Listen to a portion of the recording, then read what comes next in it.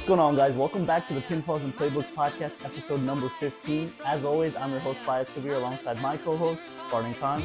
And before we start this episode, I want to give a huge shout out to Jason Solomon, aka the Solomon Monster, who's one of the biggest podcasts in the wrestling world, actually. And he gave a huge shout out to us, and I really appreciate it. We had a few new subscribers based on the new podcast as well. So I want to welcome everyone that is going to be joining or tuning in for the episode along this ride. So I appreciate you guys. But Solomon Monster, you're the man, and I appreciate it, and we're excited to see you. And as always, I've seen you at the House of Glory shows, and I'm pretty sure I'll see you in the future shows. So stay tuned for that. We're going to start off this week with our sports recap first. We're going to jump right straight into it with the NFL recap. So game one we talked about was the Broncos versus the Jets. So Barton, I'll let you basically take this game off. All right, so the Jets, they went into across the pond in London, and they didn't have clearance for landing, apparently. I'm going to just say that the offense was very horrendous. I think this was the worst performance I've ever seen, and it was just awful. It sucked because the Broncos didn't play like themselves either. The Jets' defense, they actually stepped up, which is actually surprising to most people. But other than that, the Justin Fields got sacked, I believe, 9 times, and it was just uncalled for the team to just go out there and just shit the bed like the way that they did. It was just I don't know. They need to really look at themselves and go, what is our identity? And they had no identity. Like, we thought it was gonna be the defense. The defense sucked for the first few weeks. They showed up this game, but ultimately they had no offensive game. Garrett Wilson, he actually has a hyperextended knee.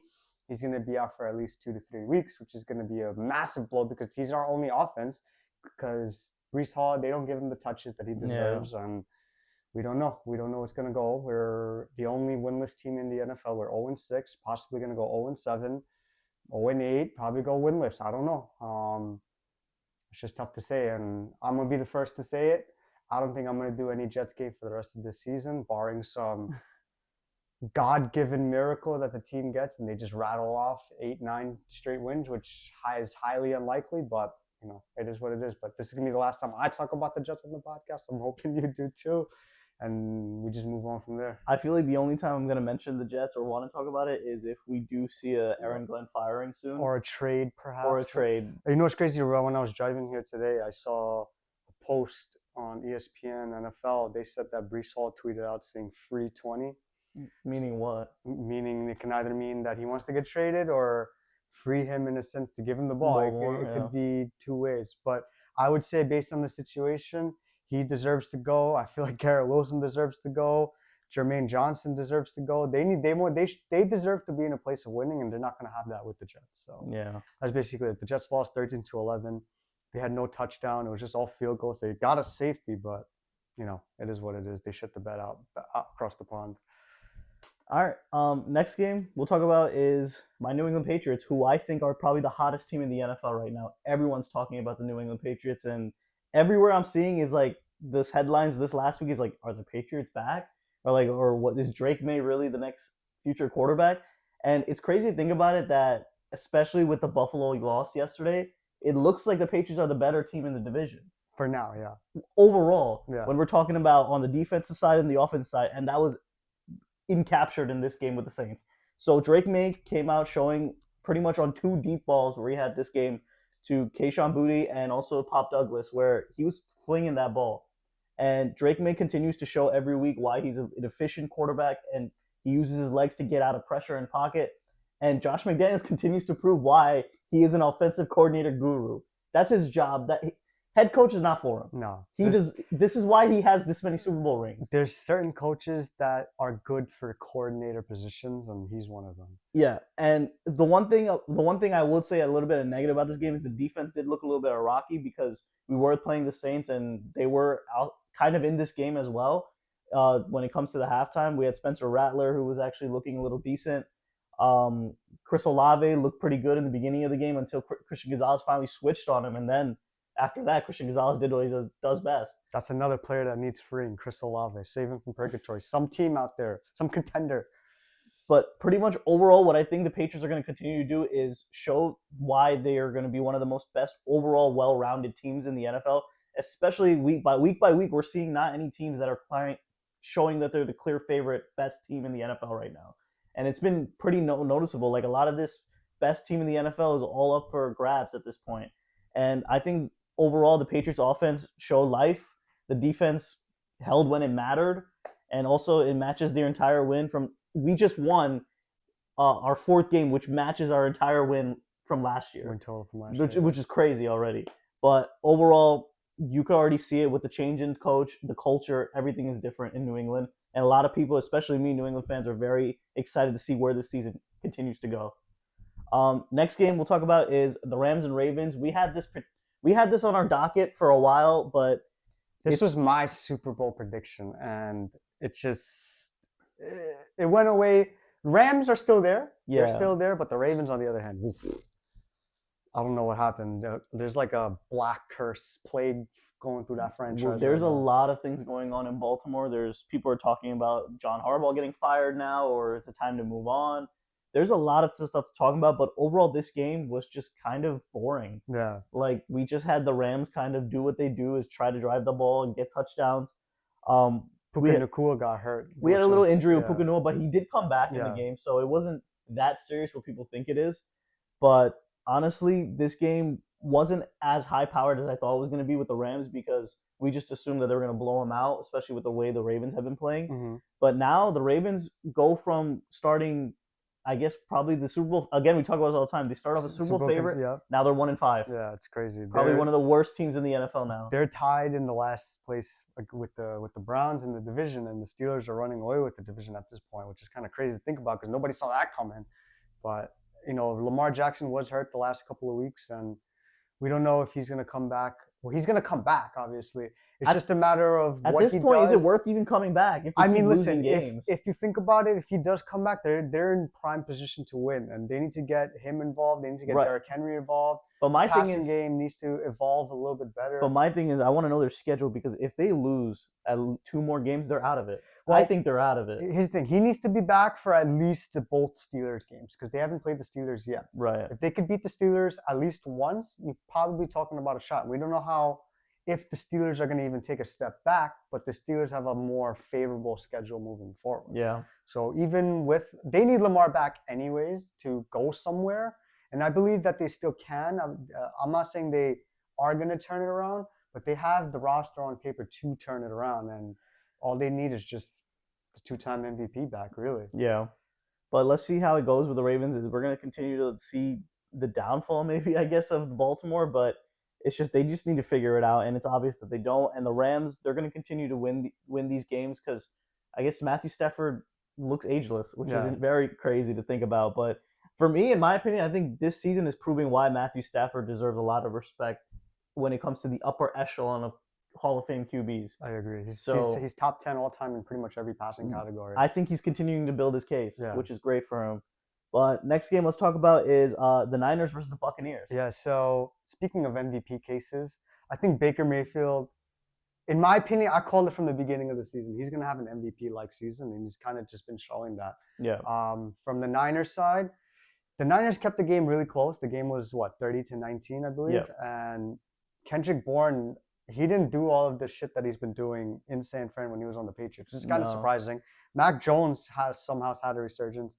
And I believe, if you guys remember in one of my previous Sideline Heels, that system makes the players. Right. And this is a system that's kind of been showing for Mac Jones, where he has what we thought he was going to have in New England, but he's actually doing it in San Francisco. And perhaps it is the system, because I've always felt that Brock Purdy was a product of the system because of where he was. And it just kind of proves my point, where he is the product of the system, and Mac, because obviously we take Brock Purdy over Mac Jones, but Mac Jones has been playing like Joe Montana for the Niners. But on a side note, Fred Warner, he had a season-ending injury. He fractured his ankle. And this kind of already put in place a very depleted Niners defense, team. Yeah, they lost Nick Bosa for the year, I believe, to an ACL injury. They don't have Dre Greenlaw anymore. Yeah. And losing their captain on defense is just a struggle. And maybe this is a sign that the Niners aren't going to be as good as we thought they were, because they were 4-1. Now they're 4-2. Now getting to the Bucs side, they've been pretty hurt throughout the whole season too. Yeah. They haven't had Mike Evans in a few weeks. They haven't had Chris Godwin basically the whole season. Bucky Irving was out. But Baker Mayfield, he's just like, yo, I'm gonna put the team on my back. And now Emeka Begu. And Emeka Buga has a hamstring injury, which is kind of like really bad. Yeah. Imagine when those guys are healthy and Baker Mayfield's just slinging it. Yeah. I think he's going to be, in my opinion, the runaway MVP as of right now. But the Bucs overall, they have a very favorable schedule, and I know you said we don't have a clear-cut favorite, like best team in the NFL. On paper and by record, I think the Bucs are the best team in the NFL. I think they're the only 5-1 team, if I'm not mistaken, and rightfully so. Like they won, I think 4 out of the last 5 games from come from behind wins, and they have the tough Lions team ahead. So maybe this will be the true test. We just got to see if everybody gets healthy. Mike Evans comes back, Chris Godwin comes back, Jalen McMillan, who's been out the whole season, he's got to come back. Bucky Irving still got to come back. So Buccaneers, they look like a perennial Super Bowl contender in my opinion. Yep. I agree. Baker Mayfield has been showing exactly why he was a journeyman, but now a journeyman that found his home. And it's interesting because ever since he joined Tampa Bay, people always felt like Tampa Bay was the perfect destination I think so for too, him. Yeah. Ever since Brady retired, he was just destined to go to Tampa. He just filled right in, and he's showing, and it's kind of showing. The results are showing, and let's see what the Buccaneers continue to do, because at the end of the day, the Buccaneers can look good, but it does come down to the winnable games that they need to win, and they have been showing it right so far right now, so it's a good sign for the Bucs fans. But next game we'll jump into is the Lions and Chiefs. So in my opinion, I thought that the Lions were going to demolish the Chiefs this game. I agree. But this continues to show you why Patrick Mahomes is still the best quarterback in the NFL. You cannot take him over anybody. I know what's crazy is I've seen a lot of people, whether that's on TikTok or Instagram or any social media platform, they say that Josh Allen or it's Lamar Jackson right now. I will never take anybody over Patrick Mahomes at any given day. He's still the best quarterback in the league, and he continues to show it, even with a depleted roster. It's weird because he's not a numbers guy. No, he was earlier on, but now because of he doesn't need it though. He doesn't need it. He just needs the right plays, the right improvising. And that's what he does. He finds the right plays, and that's exactly what he did in this game, where he delivered the ball when they needed to do the most. We had Patrick Mahomes continue to show exactly why anytime you put him in a position where you're faced off against pretty much anyone that's inferior to him or any team that he thinks that people are going to demolish. It's funny because every time we talk about the Chiefs and we think they're going to get their ass beat in that game, Patrick Mahomes shows out in that game. But the thing is with the Chiefs is they lose to teams where we don't expect them. Exactly. We just expect them to beat them. Yeah. Which is so interesting to me. But the Lions, they did what they could. They didn't really play well. They didn't play well, side. But they kept it close up until the end of the game. Right. Yeah. And we had Amon-Ra St. Brown, who kind of been he was quiet. He was quiet. He's been slowly been quiet every game, in my opinion. I think he's due for a big game. Jahmyr Gibbs, I thought he was gonna have a really crazy season, but it doesn't really look like that right now. The Chiefs defense needed to step up, especially with what they endured last week against the Jaguars, especially since Chris Jones. It just looked like he just stopped playing after Trevor Lawrence. That's just him just being emotional. He's always been emotional like that. They needed a big game, and this was their big moment for the season thus far. Right. And what's crazy is Rashee Rice is coming back. He's coming back from a 6-game suspension, and it's just bolstering the firepower from Mahomes. Exactly. And they'll have Xavier Worthy. They'll have Hollywood Brown, who's been having a resurgent year. And you never still have Travis Kelce. And you never know. There's rumors about them every year in the trade options. Trying to get somebody. There could be a possible Garrett Wilson. If Garrett Wilson goes to the Chiefs, I won't ever blame him for wanting out.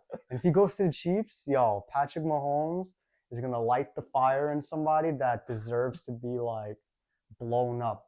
He deserves the same, I guess, acknowledgement as the best receivers in the league, whether that's Jamar Chase, Justin and it'll be shown with Patrick Mahomes like that. He needs a great offensive system, and this is the perfect system for him to go to. And I'm not saying the Jets are going to trade him, but if there's one team that he deserves to go to, is the Chiefs for sure. Yeah, and it could be either him, it could be Chris Olave. There's a lot of guys that are on the market that people feel like they need a better team. Exactly, for sure. And every year we talk about the Chiefs trying to get a new weapon. We always say like, what happens if this guy plays with Mahomes? Yeah, it's gonna be this. We haven't yet had that thing where how Randy Moss wants to go play with Brady. Who's gonna go play with Mahomes? Maybe it's Garrett Wilson, Olave, whoever else is out there. But we'll see how that goes. And that pretty much recaps our NFL week six. Yeah. So now we're gonna quickly jump into flying by, man. Yeah, it's already what is it? We're about to get to the halfway point of the season, which is insane. But let's get into our week 7 predictions. I guess Farden does not want to talk about any Jet game. Fuck that. So we're gonna be talking about the Rams versus the Jags. The Rams and Jags, they're both teams that are high-powered offense. We're excited to see what they do. This is also going across the pond in Wembley Stadium this time, which is going to be crazy. The Rams, they obviously are the more pronounced team in this game because of who they are, who they have on offense. But don't count out the Jaguars. Obviously, the Jaguars, they suffered a tough loss against the Seattle Seahawks, who's also a very underrated team in my opinion. But I feel like this is going to be a shootout. Yeah. I think the Rams are still going to pull away in London. I feel like they're going to win this game 33-23 maybe. Okay. I'm going to go with the other team. I'm going to go with the Jags this game. Okay. I think Trevor Lawrence, he's actually, if you think about it statistically, he's been really good in London.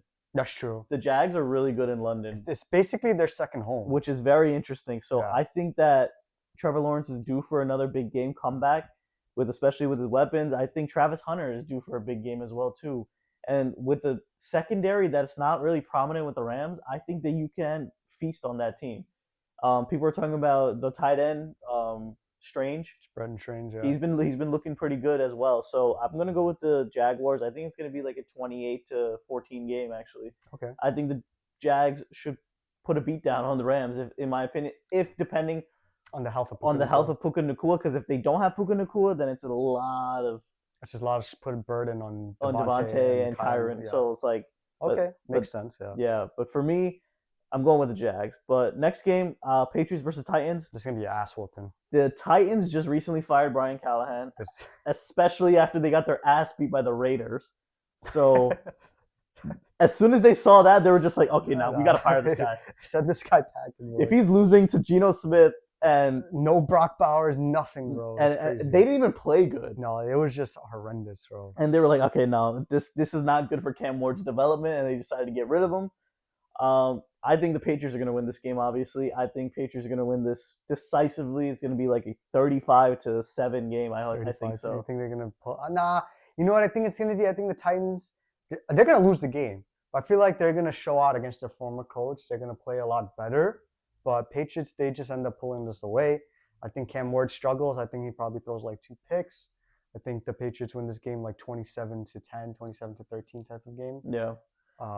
But yeah, it's just bad for the Titans. I feel bad for Cam Ward. He doesn't deserve he doesn't, but like also he hasn't been playing good. Like, but I think it's also the team around him. It's just they're not good. Like they have Calvin Ridley, but he's been a bum. Tony Pollard's been okay. But other than that, it's just it's bad for his development. Yeah.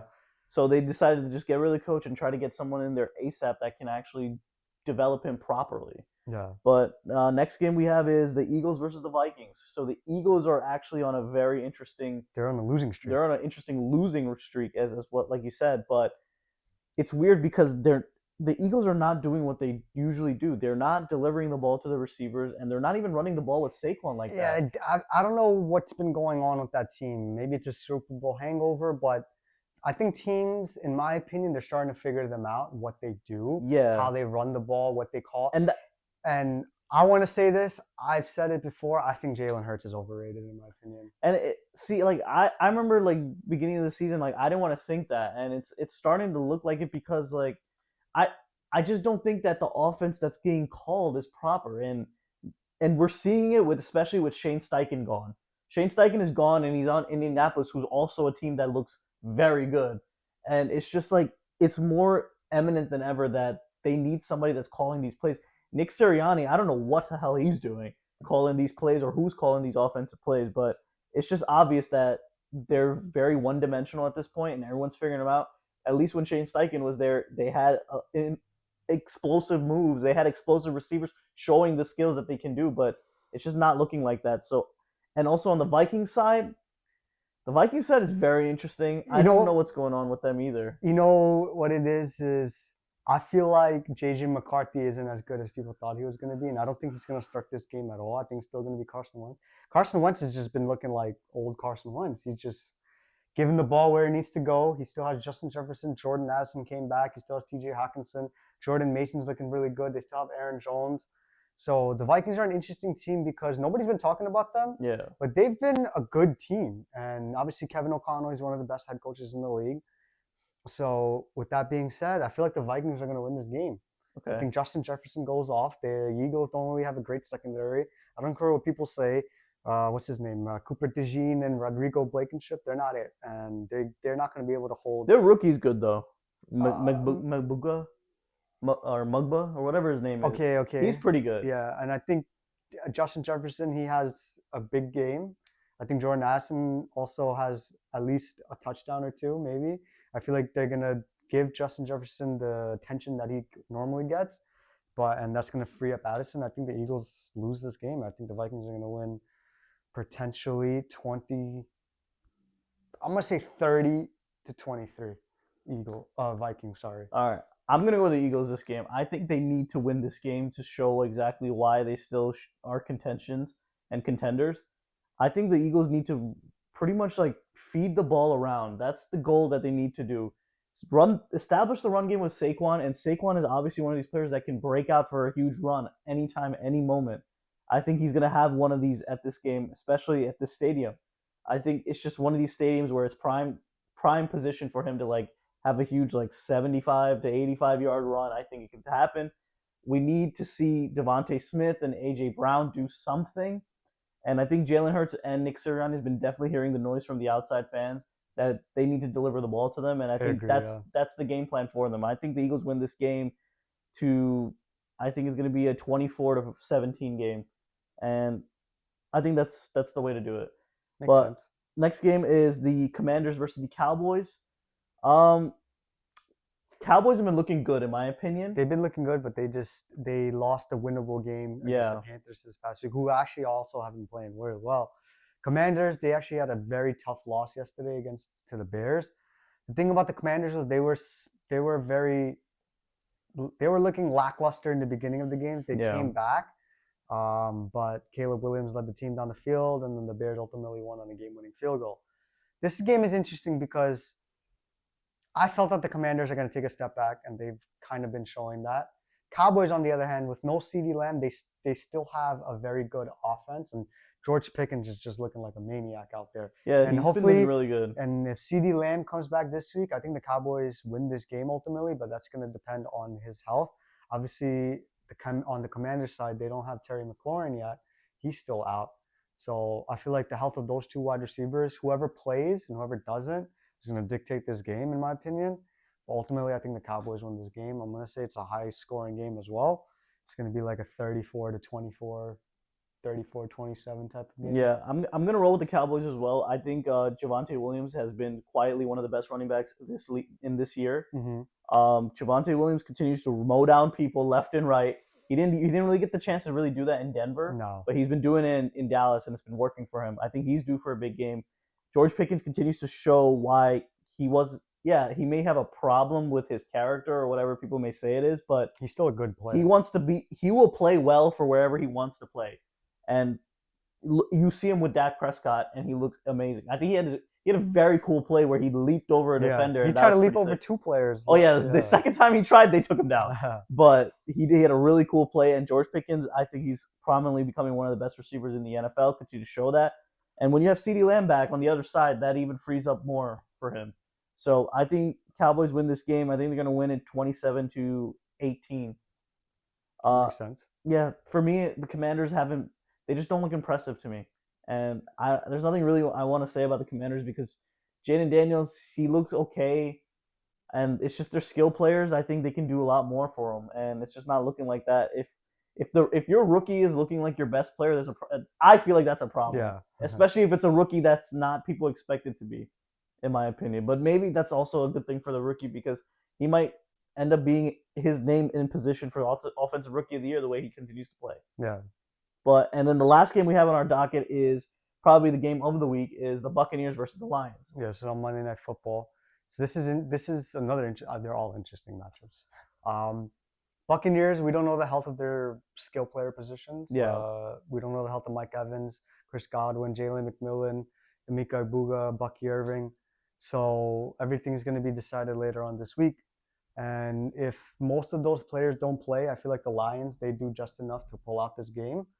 Um, they need to show out, especially with how they lost the game to the Chiefs this past week. And being that the Buccaneers are depleted as they are, even though they are 5-1, Yeah. I think the Lions, they win this game. This is probably going to be the most interesting back and forth game that we've seen in a while, even though, like I said, the Buccaneers players are hurt. Yeah. I think the Lions pull this out. I think it's going to be like 35-31.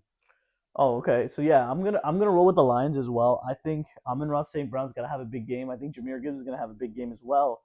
In my opinion, I think the Buccaneers, without the lack of weapons, they just can't get it done. It's not gonna be enough, especially if all those players are out, or even if they have one of them back. It's just not enough with the Lions, especially with Aiden Hutchinson's been looking pretty good, especially coming back from an injury.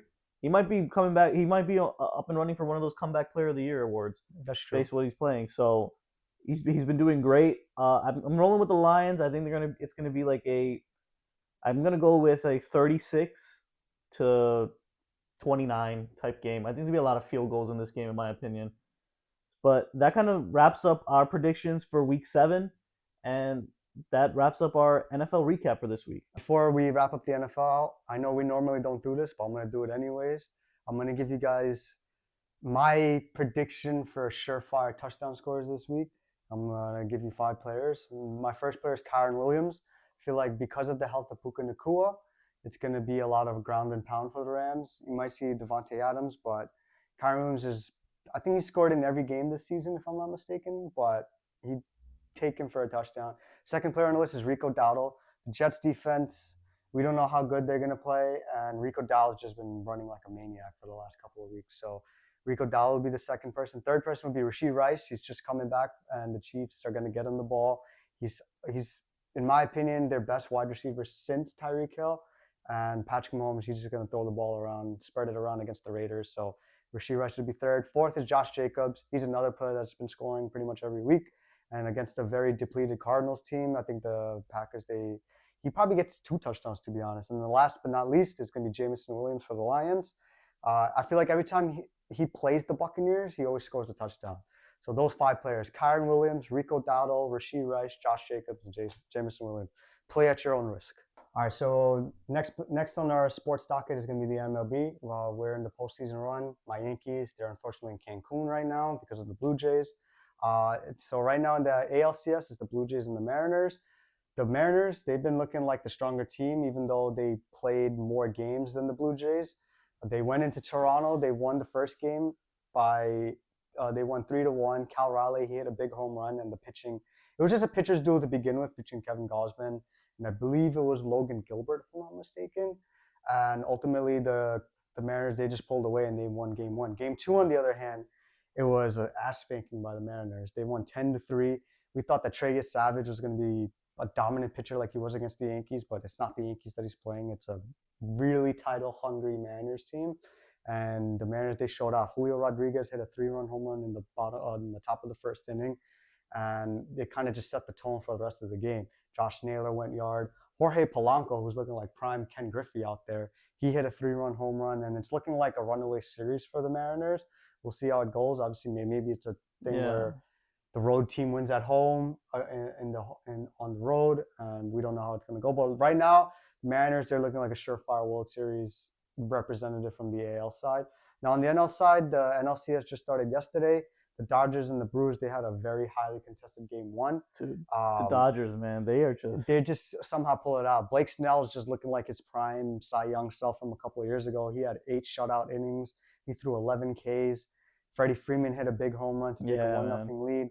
Ultimately, the game was ended 2-1. The Brewers, on the other hand, they couldn't capitalize at the end of the game. They had bases loaded with 2 outs, and they basically struck out at the end of the game. And the Dodgers, we're potentially looking at a West Coast World Series matchup between the Mariners and the Dodgers. So it's going to be a good series if it does happen either way. I'm pulling for the Brewers to win because I hate the Dodgers.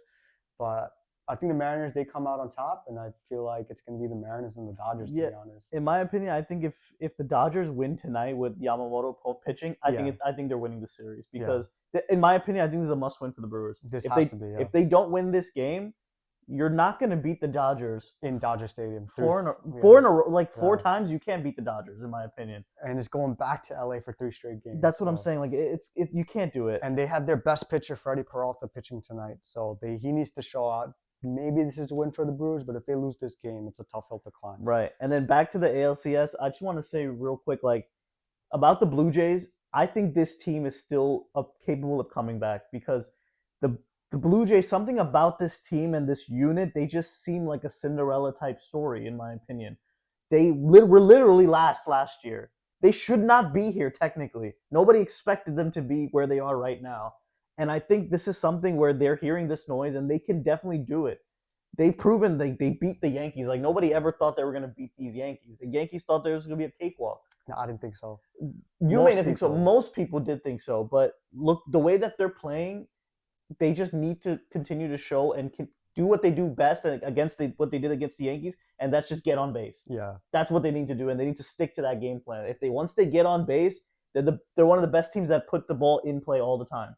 And I think the Blue Jays, they need to show that against the Mariners to show they're a formidable opponent, and it's a must-win, obviously, for them. Mariners, there's one thing that needs to be brought up is the fact that they haven't had Brian Wu this whole postseason, and he's supposed to be coming back either Game 3 or Game 4.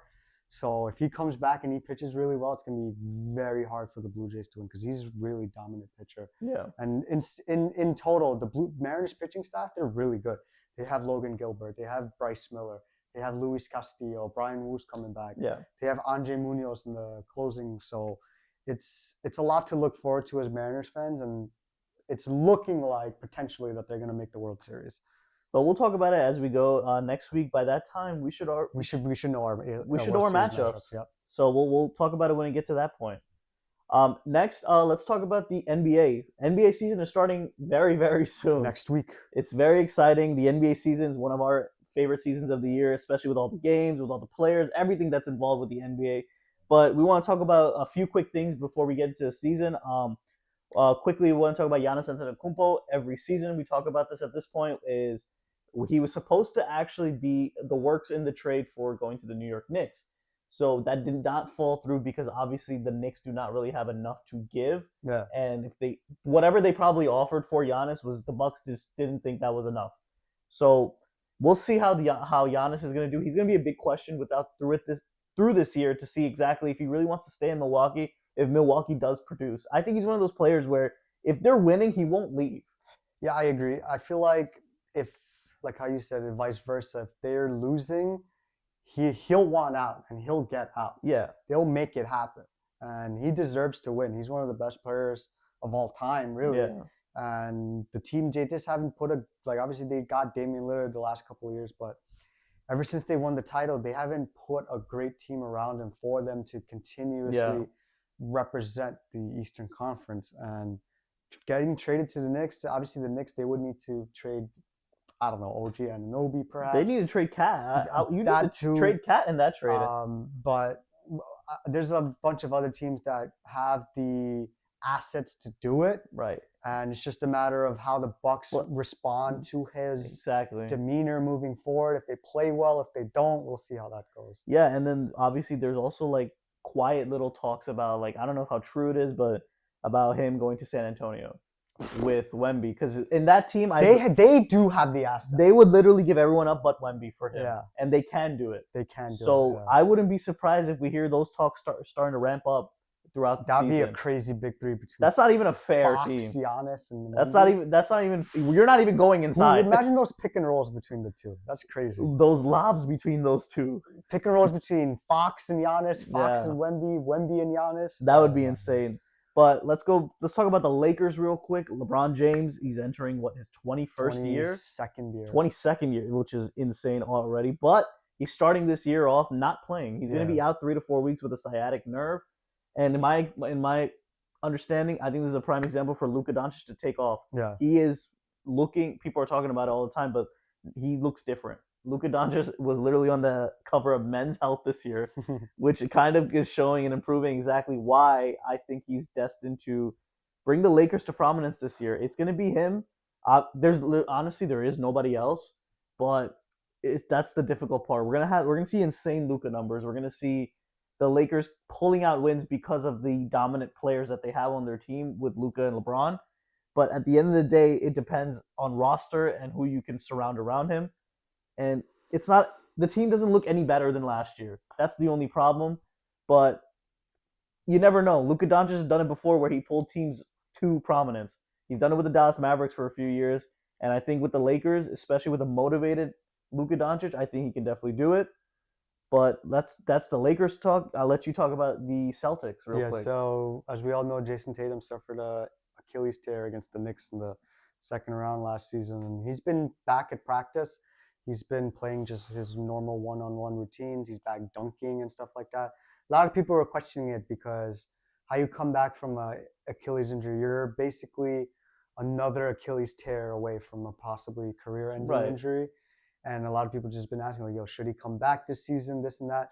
I, for one, don't want him to come back, in my opinion.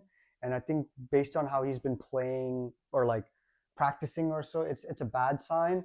The Celtics, the state of the Celtics, let's just say that, is not good at the moment, only because we had to do a complete roster overhaul.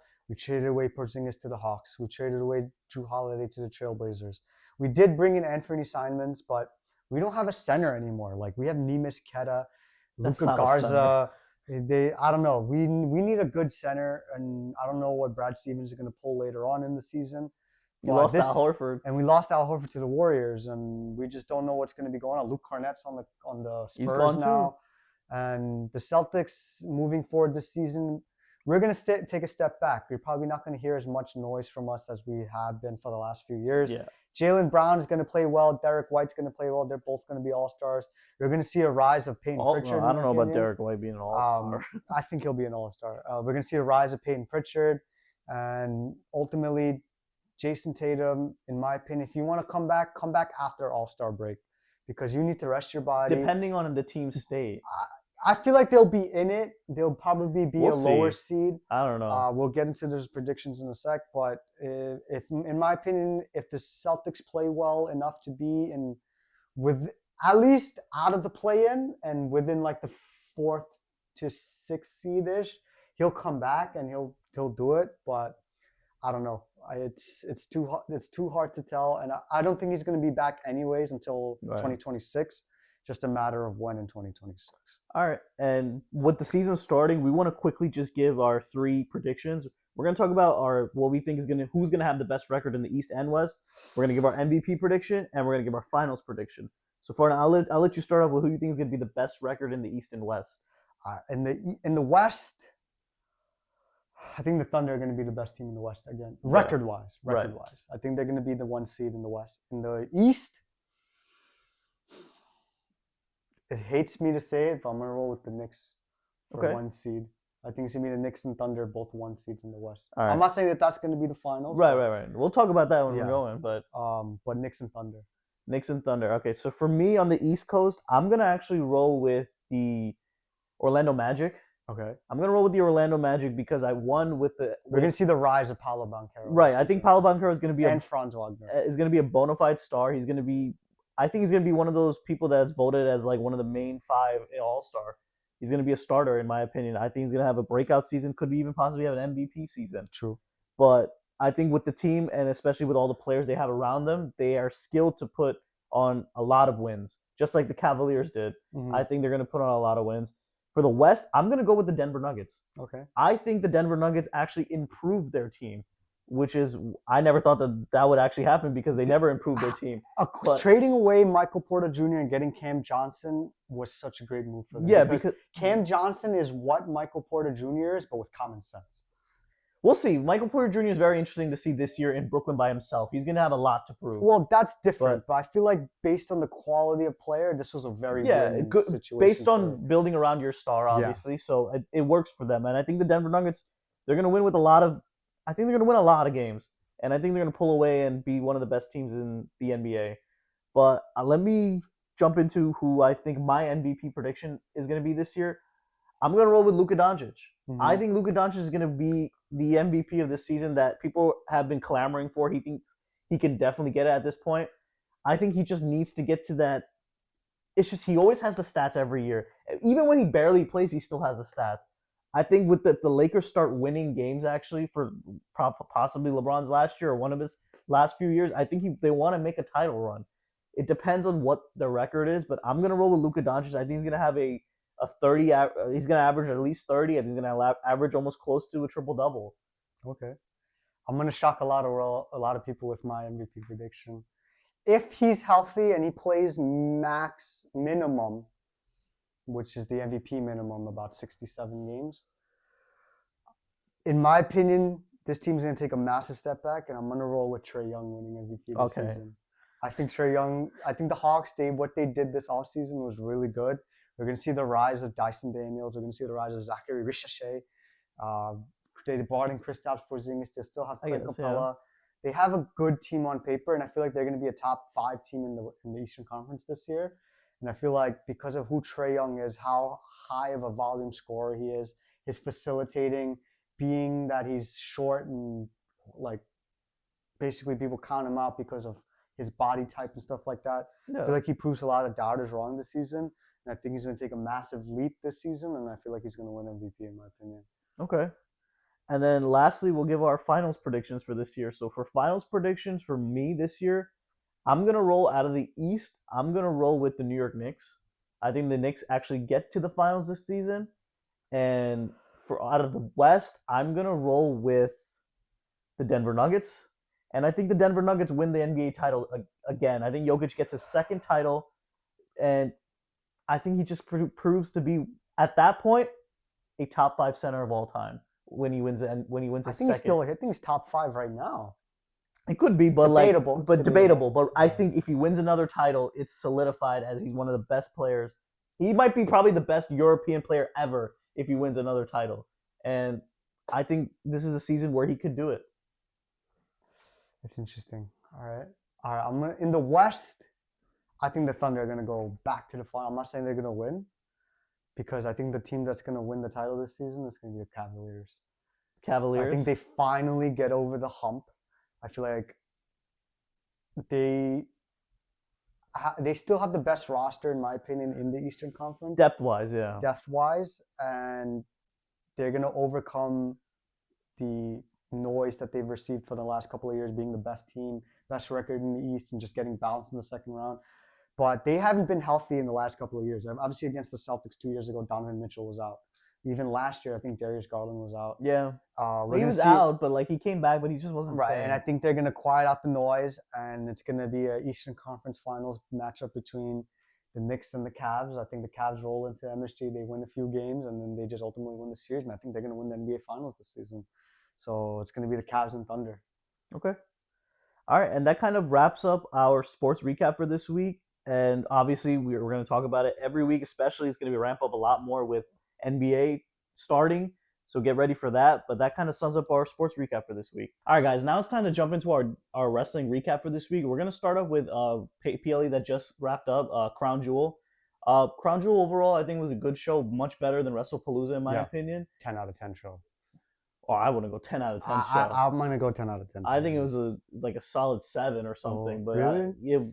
There was not that many great matches, in my opinion. If AJ Styles and John Cena was on this card, this would be a terrible card, in my opinion. But let's talk about the match that started the show, which was Roman Reigns versus Bronson Reed in an Australian street fight. It was pretty much your run-of-the-mill street fight with some Australian-themed weapons introduced into the fight. He had a rugby ball. Right. It was a rugby ball, a cricket bat. But honestly, the match was kind of slow, but the match picked up a lot when Braun Breaker interfered. And when Braun Breaker interfered, we also had the Usos, who was obviously going to be bound to interfere. But pretty much the big spot of this match was when Jey Uso hit Roman Reigns with a spear through the table, which ultimately led to Bronson Reed hitting the tsunami on Roman Reigns and pinning Roman Reigns for a win. This was actually Roman Reigns' second pin ever since losing to Cody Rhodes at WrestleMania, which is rarefied air in my opinion. Bronson Reed is in that upper echelon where few people have pinned Roman Reigns in the last several years, which is crazy to say, but think about this. But after the match, we had Roman Reigns scolding the Usos pretty much. He's like, he didn't want him out there. He told them not to come out. And obviously the Usos, they're just looking out for Big Cousin, you know? Right, but Um, we saw signs of Jey Uso being fed up with Roman Reigns because he's tired of him repeating the same actions against him. I think Roman Reigns even kind of told him that he didn't want to see them till Christmas. Christmas. Yeah. I don't know if he's just saying that in reality wise because obviously we have the War Games coming up, but it's starting to continue to this bloodline stuff is fueling to something more, and it's going to build to something, and we're going to see it especially with what happened on Monday Night Raw later on we'll talk about, but that was pretty much that match. It was a decent opener.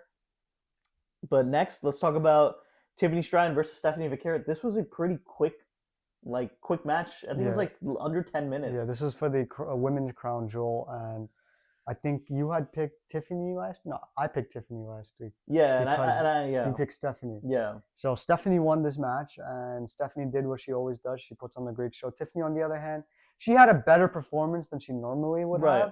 have. But this was just more of like a quick technical match. They had their moments.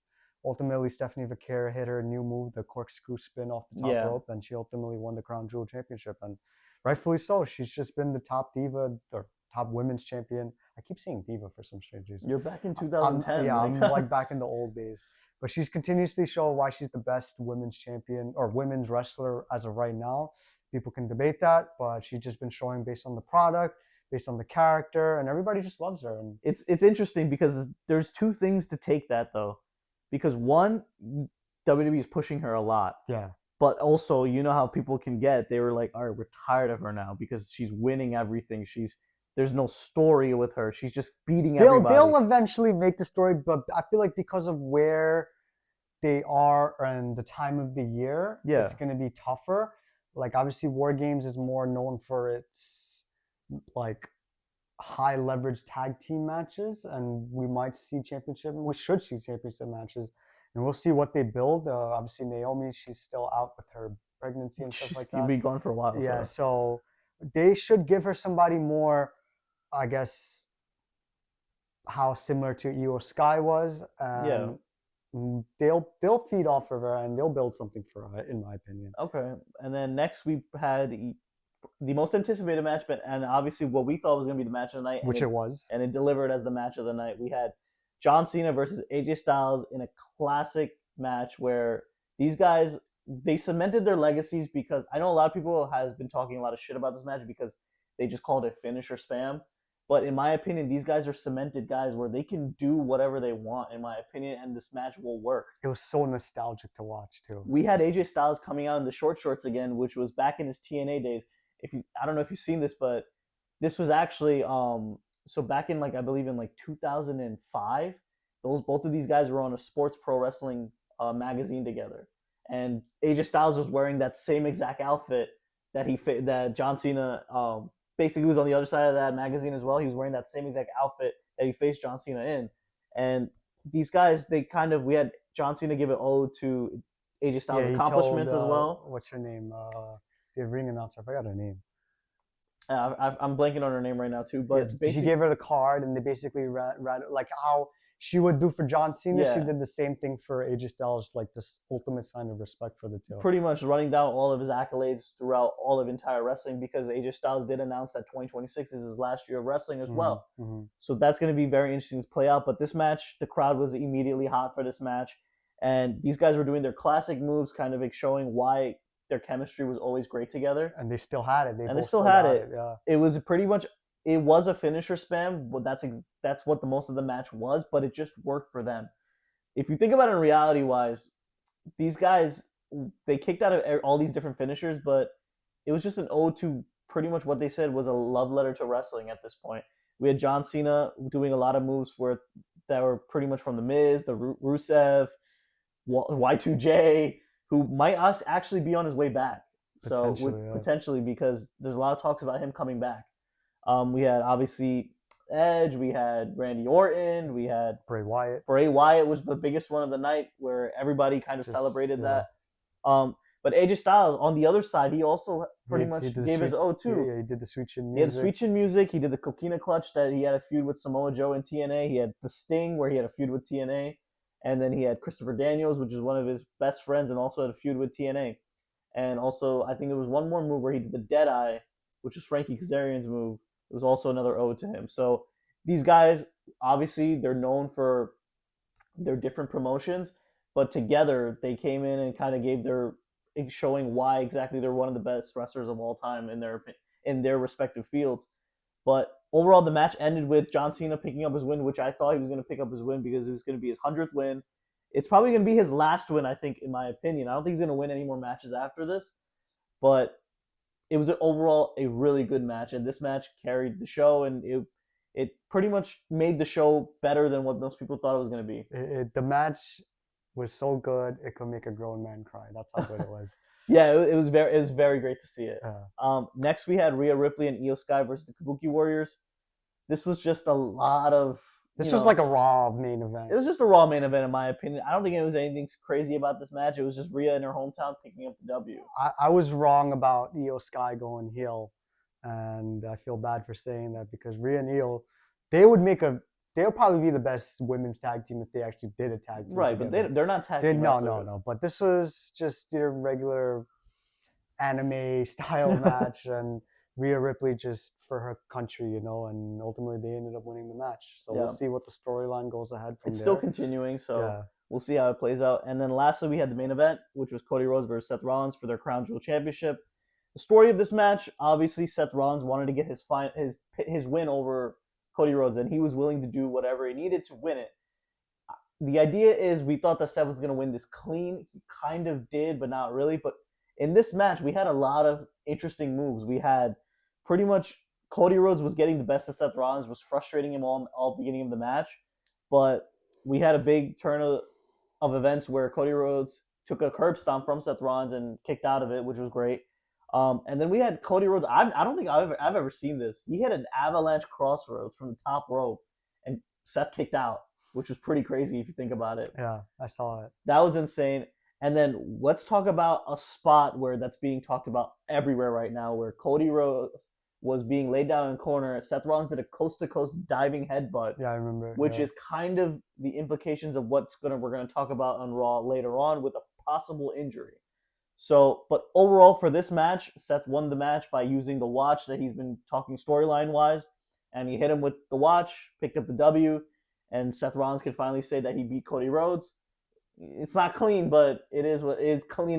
Win's a win. In WWE terms, it's kind of technically clean because nobody really interfered. But a win is a win, and that was pretty much sums up Crown Jewel. It was a good show, much better than WrestlePalooza was, and I'm pretty sure from here on out they're going to continue that way. Yeah, we're on the road to War Games. Yeah. But we also have Saturday night's main event. We'll touch upon it a little bit with our Raw recap. Yeah. And I believe that's on November 1st. So that is on November 1st. That's something to look forward to as well. All right, and then we'll jump right into our Raw recap. So Raw started off with Rollins coming out and pretty much gloating about his win and saying that this was very interesting that if anybody picked up, but nobody really picked it up and really thought about it, was he was just basically gloating and doing his heel shtick where he's like, I don't need Bronson Reed. I don't need Braun Breaker. I don't need Paul Heyman. He's like, I'm the vision. I'm trying to hear and bring them to the greatness and promised land. In that promo, people automatically assume okay, these guys are going to turn on Seth Rollins eventually. Well, we kind of knew that it was going to happen regardless. Right. But all throughout the night, we had inklings of stuff that I guess just fans didn't really pick up because we just really didn't think it was going to happen anytime soon. But we'll talk about it when we get to the main event. One of the matches we had on the show was Dominic Mysterio versus Penta. It was a good luchador match. This is what these guys do. Dominic Mysterio continues to show why he's improving and wrestling every week. He's just a really good dirty wrestler. He just really is. And he proved that by kind of winning this match by cheating, by using the hammer and hitting the 6-1, knocking Penta in the head and then using it for the 619 and picking up the pinfall. And we had Rusev pretty much in the outskirts of the match chasing him. Yeah, we saw him in the back where Dominic ran into Rusev in the back, and then he saw him and he just walked away. He didn't want nothing Exactly. Pretty much saving for their match for next week. After that, we had Rhea beat Kairi Sane.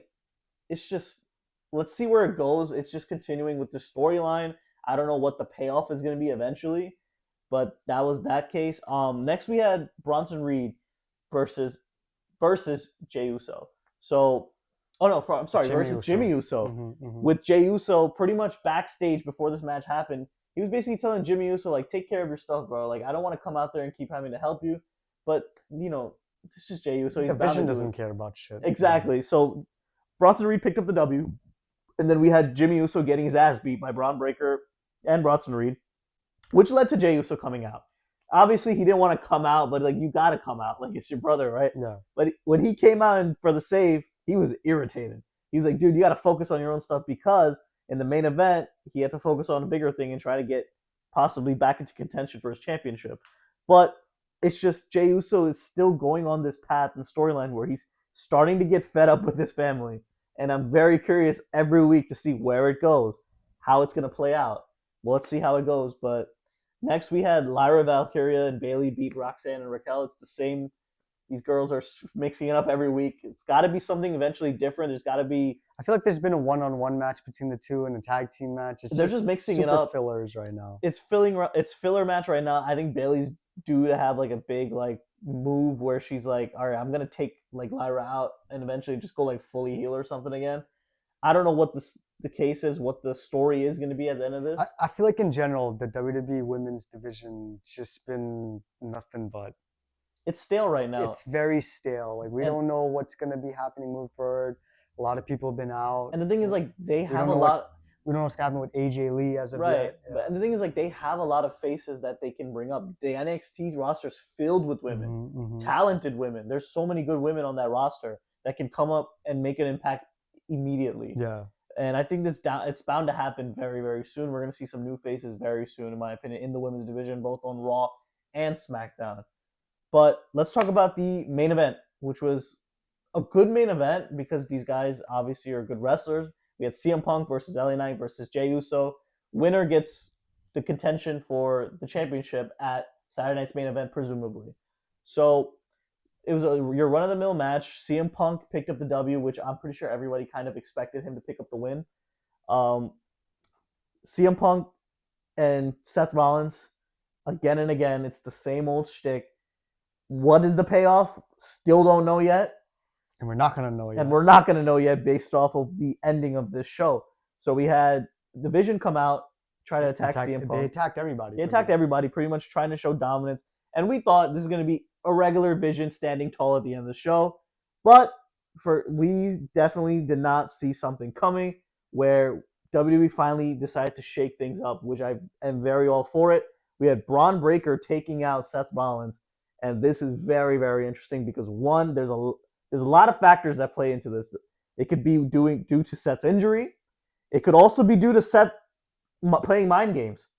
It could be due to Seth where he did last time, where he's like, all right, CM Punk versus Seth Rollins, that match is going to happen no matter what. But CM Punk can probably think like, all right, Seth's by himself. It's my chance to win the title. And you never know what can happen next, where Seth can pull out and pretty much be the Vision and be the architect of everything. So there's a lot of factors that play into this. But right now, from the surface level, it looks like that Braun Breaker and Bronson Reed and Paul Heyman all turned against Seth Rollins. So if that is the case, what are the implications next? And what does that mean next? Especially with War Games coming up. I don't know. It throws everything under the wind. I saw rumors about Brock Lesnar being like. There's Brock Lesnar. There's Austin Theory being brought up. Yeah, there's potentially Jey Uso going with the Vision. There's just a lot of question marks because we knew that this turn, whether that was Seth turning on them, Bronson and Braun turning on Seth. Yeah. We knew something was going to happen down the line. Just a matter of when. Yeah. We didn't think it was going to happen yesterday. You know what I'm saying? Like. I was so shocked. Like, I was working, so I didn't see the whole thing.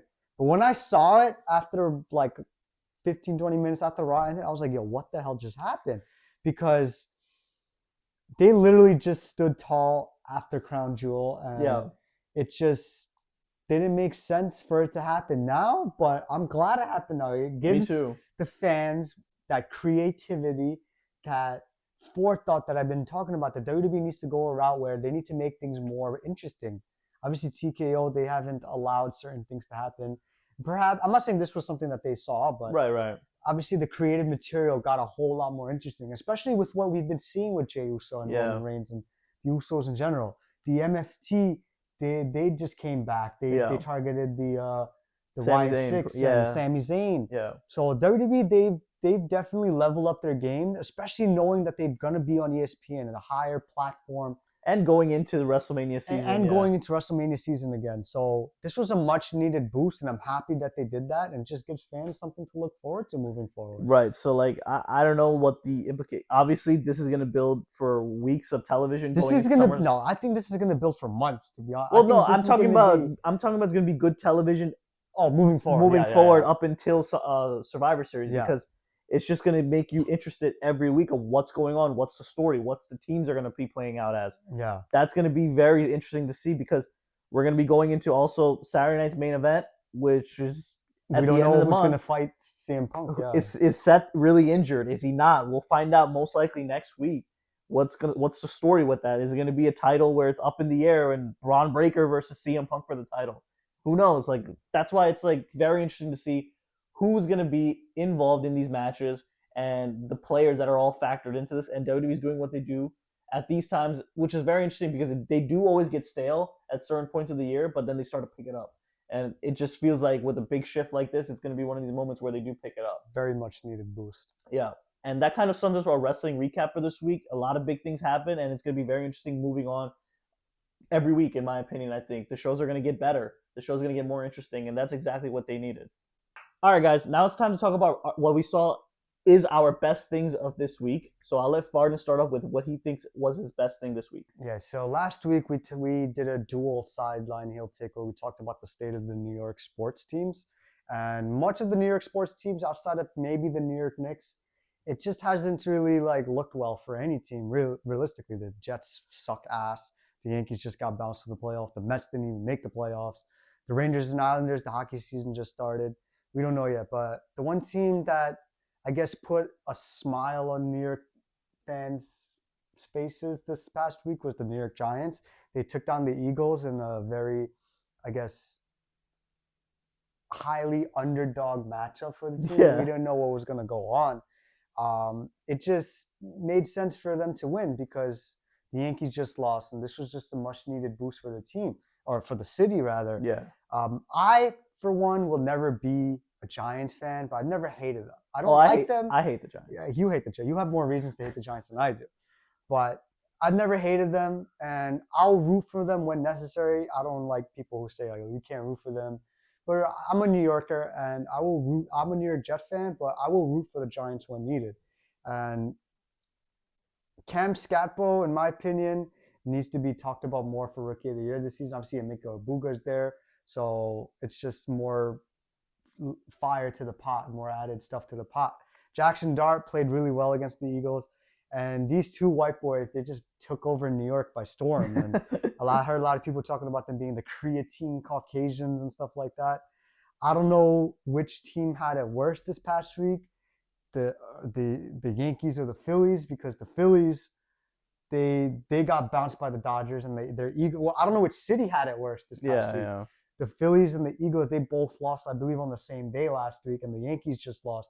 So seeing the Giants come out on top against the Eagles, it definitely helped out the city, and I feel like it just needed to boost up the city. And New York sports teams, they just, I guess, need to be brought back to life, and this was a reason for them to feel, I guess, necessary that they could feel better about themselves moving forward. So it's exciting to see those two guys, especially like in New York with the media around them. They're guys that are colorful characters. Yeah, and it's going to be shown in New York especially. So I don't mind seeing it. I know a lot of people don't like seeing it. They just want to play ball and win. I feel like in general, outside of New York, nobody likes New York teams at all. Like, the amount of hate that I see comments on social media when it comes to the Yankees, like, oh, the Yankees lost, but America won. Like, come on. That's stretching it. Like, well, it's the same way with the Cowboys though, because the Yankees, they're like every place has the same thing. I think there's levels to fandom that need to be dispersed and like not be talked about as much as they are, because you like a certain team, and I've never been a gloater. I'm never gonna be like, yeah, your team sucks or something like that. But obviously people, they have their own characteristic mindset where they're gonna tell, like, yo, your team sucks. They deserve to lose, this and that. But at the end of the day, like, obviously I'm a Jets fan and we suck ass. I'm not going to be honest. Oh, I am going to be honest and not say that, yeah, we're going to win however many games. But I just knew that they were going to be ass. But seeing the Giants win, definitely much needed boost for the city of New York. Yeah. All right, and then for me, for the best thing I saw this week, was actually I went to a local wrestling indie show in House of Glory. It was a really good show. I think that show, and especially that promotion, they put on really good shows for anybody to go enjoy and watch a local wrestling show. Their tickets are cheap. The fans are great. Everyone's passionate about wrestling there. If you want to have a good time on Friday or Saturday night, whenever they do their shows, you just go to those shows and you enjoy yourself if you really want to enjoy wrestling. I also posted a reel. I've been doing reels on our channels, which we've been doing pretty well. So I appreciate the support on those. But I hope you guys continue to enjoy those reels, and we're gonna keep doing more and doing new ideas for them.